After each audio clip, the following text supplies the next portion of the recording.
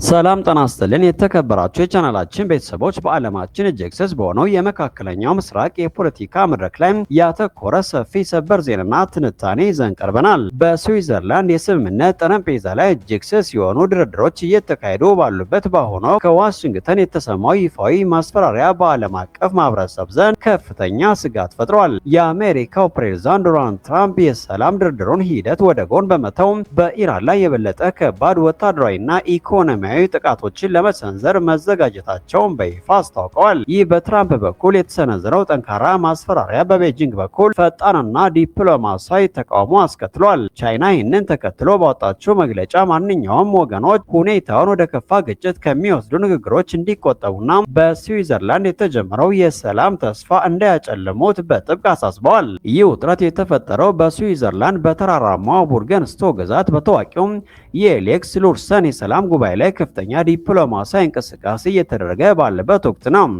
በጉባኤው ላይ የሁለቱ ሀገራት ከፍተኛ የፖለቲካ መሪዎች ቀጥተኛ ውይይት ያደረጉ መሆኑ ይታወቃል። የዩናይትድ ስቴትስ ልዑካን ቡድን እየመሩ ያሉት ምክትል ፕሬዝዳንት ጄዲ ቫንስ ሲሆኑ የኢራንን ወገን ደግሞ በኢራን ወታደራዊና ፖለቲካዊ መዋቅር ውስጥ ከፍተኛ ተጽዕኖ ያላቸው የፓርላማው አፈ ጉባኤ መሐመድ ባቄር ባቃዲፍ እየመሩት መሆኑ ይታወቃል። እነዚህ ሁለት ከፍተኛ መሪዎች ለሰዓታት የፈጀ ዝግ ስብሰባ ያደረጉ ሲሆን ዋናው ትኩረታቸውን በሁለቱ ሀገራት መካከል ያለውን የረጅም ጊዜ ጠላትነት ለመቀነስና ቀጣይነት ያለው የሰላም መድረክ ለመፍጠር የሚያስችሉ መንገዶችን መፈለግ ላይ ያተኮረ መሆኑ ይታወቃል። የአሁኑ የስዊዘርላንድ ውይይት በባዶ መሬት ላይ የተመሰረተ ሳይሆን ከዚህ ቀደም በሁለቱ ወገኖች መካከል የተደረሱ ስምምነቶችን መነሻ ያደረገ ነው ተብሎ ተጠብቋል። ዋናው መሰረትም ባለፈው ሰኔ 17 ቀን በፓኪስታን ዋና ከተማ ኢስላማባድ የተፈረመው ታሪካዊ የመግባቢያ ስምምነት ነው። ይህ የመግባቢያ ስምምነት በዩናይትድ ስቴትስ እና በኢራን መካከል ያለውን ቀጥተኛ ግጭት ለማስቀረት የቀጠናውን የደህንነት ስጋቶች ለመቀነስና የሁለቱን ሀገራት የዲፕሎማሲ መስመር በይፋ ለመክፈት የሚያስችሉ መሪዎችን የያዘ ነው። አሁን በሌክ ሉርሰን እየተደረገ ያለው ድርድር ይህንን ስምምነት በተግባር ለማዋል የሚያስችሉ ዝርዝር የቴክኒክ ጉዳዮች ላይ ያተኮረ በመሆኑ ድርድሩ ለሁለቱ ሀገራት ብሔራዊ ደህንነት እጅግ ወሳኝ ሚና አለው። ይህንን እጅግ ውስብስብና አስቸጋሪ ድርድር ከጀርባ ሆነው የሚያቀናጁት ሁለቱም ቁልፍ ቀጠናዊ ኃይሎች ናቸው። እነሱም ፓኪስታንና ኳታር ናቸው። ሁለቱ ሀገራት ላለፉት በርካታ ወራት በቴህራንና በዋሽንግተን መካከል ሚስጥራዊ የዲፕሎማሲ መልእክቶችን ሲያመላልሱ ቆይተዋል። የስዊዘርላንድ የመጀመሪያ ዙር ስብሰባ ከተጠናቀቀ በኋላ ሁለቱ አደራዳሪዎች በሰጡት የጋራ መግለጫ ንግግሩ እጅግ አዎንታዊና ገንቢ በሆነ መንፈስ መካሄዱን አረጋግጠዋል።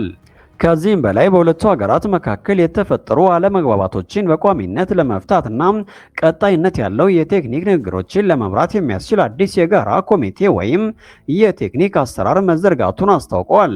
ይህ አሰራር ሁለቱ ወገኖች በፖለቲካዊ ምክንያቶች ከድርድር ጠረጴዛ እንዳይወጡ የሚያደርግ ዋስትና እንደሆነ ይታመናል። ድርድሩን በተመለከተ ከኢራን በኩል እጅግ ተስፋ ሰጪ መረጃዎች እየወጡ ይገኛሉ። የኢራን ውጭ ጉዳይ ሚኒስትር አባስ አራግቺ ኤክስ በተባለው ማህበራዊ ሚዲያ ላይ ባወጡት ዝርዝር መግለጫ የፓኪስታንና የኳታርን ደከመኝ ሰለቸኝ የማይሉ የሽምግልና ጥረቶች ተጨባጭ ውጤት ማምጣታቸውን ገልጸዋል። እንደ አራግቺ መግለጫ ከሆነ ድርድሩ በሊባኖስ ያለውን አስከፊ ጦርነት በቋሚነት ለማስቆም በሚያስችሉ መንገዶች ላይ ትልቅ መሻሻል አሳይቷል። ከዚህ በተጨማሪ በኢራን ላይ ተጥለው የነበሩ የኢኮኖሚ ማዕቀቦችን ለማቃለል የሚያስችሉ ስምምነቶች ተደርሰዋል። ከነዚህም መካከል የኢራን ነዳጅና የፔትሮ ኬሚካል ምርቶች ወደ ውጭ ሀገር የሚላክበት እገዳ መነሳቱም፣ በባህር ላይ የተጣለው ከበባ እንዲያበቃ መደረጉ፣ በተለያዩ ዓለም አቀፍ ባንኮች ታግደው የነበሩ የኢራን ቢሊዮን ዶላሮች ንብረት እንዲለቀቁ መወሰኑና ለኢራን ሰፊ የመልሶ ግንባታና የልማት ፕሮጀክት የሚሆን ፈንድ ለመቋቋም መስማማታቸውን ይፋ አድርገዋል። ይህ በእንዲህ እንዳለ የቻይና የውጭ ጉዳይ ሚኒስትር በዚህ ድርድር ላይ ያለውን ጠንካራ አቋም በይፋ ገልጸዋል። የቻይና ውጭ ጉዳይ ሚኒስትር ቃል አቀባይ ጂኦ ጂያንኮም በቤጂንግ በሰጡት ጋዜጣዊ መግለጫ ላይ ቻይና ሁለቱም ወገኖች የተገኘውን መልካም የድርድር ድል ሳይጠቀሙበት እንዳያልፍና በአንድ አቅጣጫ በመጓዝ አዎንታዊ ውጤት እንዲያስመዘግቡ በጥብቅ አሳስበዋል። ቃል አቀባዩ ቻይና የፓኪስታንና የኳታርን ጥረት ሙሉ በሙሉ እንደምትደግፍ ገልጸው በመካከለኛው ምስራቅ ዘላቂ ሰላም ሊመጣ የሚችለው በጦርነት ማስፈራሪያ ሳይሆን በእንደዚህ አይነት ቀጥተኛና ዲፕሎማሲያዊ ውይይቶች ብቻ መሆኑን አስገንዝበዋል። ቻይና ፈጣን ምላሽ መስጠቷ በዓለም አቀፍ መድረክ ላይ ያላትን የተጽዕኖ ፈጣሪነት ሚና ለማሳየት ጭምር እንደሆነ ተንታኞች ይናገራሉ። በአጠቃላይ ሲታይ አሁን ያለው ሁኔታ እጅግ ውስብስብና እርስ በርሱ የሚጋጭ የፖለቲካ ትዕይንትን ያሳያል። በአንድ በኩል በስዊዘርላንድ የስምምነት ጠረጴዛ ላይ በጄዲ ቫንስና በመሐመድ ባቂር ባቃሊፍ መካከል የሚደረገው ዝርዝር የሰላም ውይይትና የተገኙት የኢኮኖሚ ስምምነቶች ትልቅ ተስፋ የሚሰጡ ናቸው። በሌላ በኩል ደግሞ በአሜሪካ የውስጥ ፖለቲካ ተጽዕኖና በዶናልድ ትራምፕ በኩል የሚሰነዘሩ ጠንካራ ወታደራዊ ማስፈራሪያዎች ይህንን የሰላም ተስፋ በማንኛውም ሰዓት ሊያጨልሙት የሚችሉ ስጋቶች ናቸው። የዓለም ሀያላን ሀገራት በተለይም ቻይና ሂደቱን በቅርበት እየተከታተለች ያለችው ለዚሁ ነው።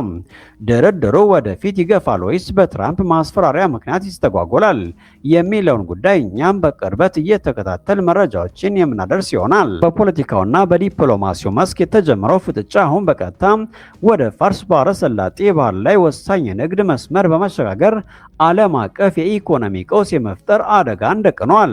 ኢራን ይህንን የባህር ላይ እርምጃ የወሰደችው እስራኤል በጋዛና በሊባኖስ የምታካሄደውን ወታደራዊ ዘመቻ ተከትሎ ሲሆን በተለይም ጠቅላይ ሚኒስትር ቤንጃሚን ኔታንያሁ የተባበሩት መንግስታት ድርጅትና ዓለም አቀፍ ኃይሎች ግፊት ቢያደርጉባቸውም ወታደሮቻቸውን ከደቡብ ሊባኖስ ለማስወጣት ፈቃደኛ አለመሆናቸውን ተከትሎ ነው። ለዚህ ፈጣን ምላሽ በሚመስል መልኩ የኢራን አብዮታዊ ጠባቂ ጦር የባህር ኃይል ከእስራኤል ጋር ግንኙነት ያላቸው ማንኛውም የንግድ መርከቦች በሆርሙዝ ወሽመጥ በኩል እንዳያልፉ ሙሉ በሙሉ መከልከላቸውና እገዳውን በሚጥሱ አካላት ላይ ጠንካራ ወታደራዊ እርምጃ እንደሚወስዱ አስጠንቀዋል። የሆርሙዝ የባህር ወሽመጥ በዓለም ላይ ካሉ እጅግ ወሳኝ የኃይል ማስተላለፊያ መስመሮች አንዱ ሲሆን በየቀኑ ከዓለም አቀፍ የነዳጅና የተፈጥሮ ጋዝ አቅርቦት ውስጥ ወደ 20 በመቶ የሚጠጋው በዚህ ጠባብ የባህር መስመር በኩል ያልፋል። በመሆኑም በዚህ ቀጠና ላይ የሚፈጠር ማንኛውም አይነት የእንቅስቃሴ መስተጓጎል፣ የመርከቦች መያዝ ወይም ቀጥተኛ ወታደራዊ ግጭት የዓለምን የነዳጅ ዋጋ በአስደንጋጭ ሁኔታ ሊያናጋው፣ የባህር ላይ መድህንን ዋጋ ሊያገዝፈውና የዓለም አቀፍ ሸቀጦች አቅርቦትን ሰንሰለት ሊያስተጓጉለው ይችላል። ይህ በባህር ላይ የተደቀነው እገዳ በእስራኤልና በኢራን መካከል ቀጥተኛ የባህር ላይ ጦርነት የመቀስቀስ አደጋን ብቻ ሳይሆን በክልሉ የንግድ መርከቦችን ደህንነት ለመጠበቅ ሰፊ የባህር ላይ እንቅስቃሴ የምታደርገውን ዩናይትድ ስቴትስን ጨምሮ ሌሎች ዓለም አቀፍ ኃይሎችን ወደ ግጭቱ ሊያስገባ የሚችል እጅግ ስሜታዊና አደገኛ ሁኔታን ይፈጥራል። የኢራን የውስጥ ፖለቲካ አለመረጋጋት፣ የኒኩሌር ፍላጎቷና በዓለም አቀፍ የንግድ መስመሮች ላይ የተደቀነው ስጋት ተደማምረው ለመካከለኛው ምስራቅ ሰላም ብቻ ሳይሆን ለመላው ዓለም ኢኮኖሚ ትልቅ ስጋት ሆኖ ቀጥሏል። የዲፕሎማሲ አማራጭ እየጠበበ በመጣበትና የእስራኤል መከላከያ ኃይል በሊባኖስ እና በጋዛ ወታደራዊ እርምጃውን ባጠናከረበት በዚህ ወቅት በሆርሙዝ ወሽመጥ ላይ የሚወሰዱ እርምጃዎች በቀላሉ የማይመለስ ቀጠናዊ ጦርነት ሊቀሰቀስ እንደሚችል ዓለም አቀፍ ተንታኞች ስጋታቸውን እየገለጹ ይገኛሉ። ይህ በእንዲህ እንዳለ በቴህራን የውስጥ የፖለቲካ መደብ ውስጥ የተፈጠረው ከፍተኛ ውዝግብ ከውጭው ዓለም በተለይም ከእስራኤል በኩል የሚሰነዘረውን ወታደራዊና ደህንነት ስጋት የበለጠ እንዲያይል አድርጎታል።